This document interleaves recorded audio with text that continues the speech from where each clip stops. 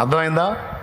సమాజంలో కూడా ధైర్యంగా నువ్వు భయపడే కొద్దీ, నువ్వు వణికే కొద్దీ, నువ్వు ఇబ్బంది పడే కొద్దీ మెత్తటోని చూస్తే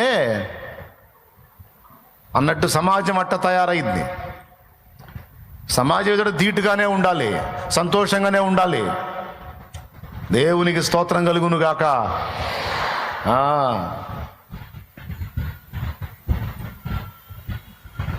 లేకపోతే సమాజం ఆడుకుంటుంది నిన్ను, సైతాను ఆడుకుంటాడు నిన్ను. నువ్వు లొంగావంటే వాళ్ళు అన్న మాట, కొంతమంది నన్ను అంటున్నారు అని వచ్చి సోది చెబుతూ ఉంటారు నాకు. నేను అంటాను, ఇంకా అంటారు, నీ బతుకంత అంటానే ఉంటారు. అదేందన్నయ్య, మరి ఒకసారి అన్నప్పుడు దొరికావుగా, బెండ్ అయ్యావుగా, దిగులు స్టార్ట్ అయిందిగా, నీ ముఖం మాడిపోయిందిగా, దొరికావు నువ్వు ఆ పాయింట్లో. ఇంకా అంటారు, శోధిస్తారు. నువ్వేం చేయాలన్నప్పుడు?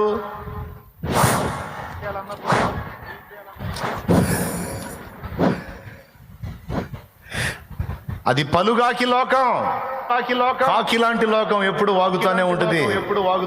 లెక్క చేసావు అవుట్.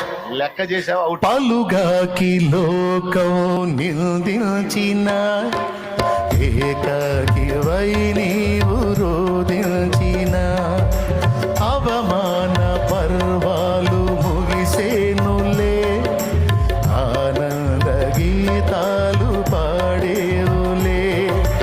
నవ్వినోళ్ళంత నీ ముందు తలను వంచేరు ఇక ముందు, నవ్వినోళ్ళంత నీ ముందు తలను వంచేరు ఇక ముందు. నీ పరిస్థితిని బట్టి అవతల వాడు నవ్వితే వాడిని చూసి నువ్వు నవ్వు.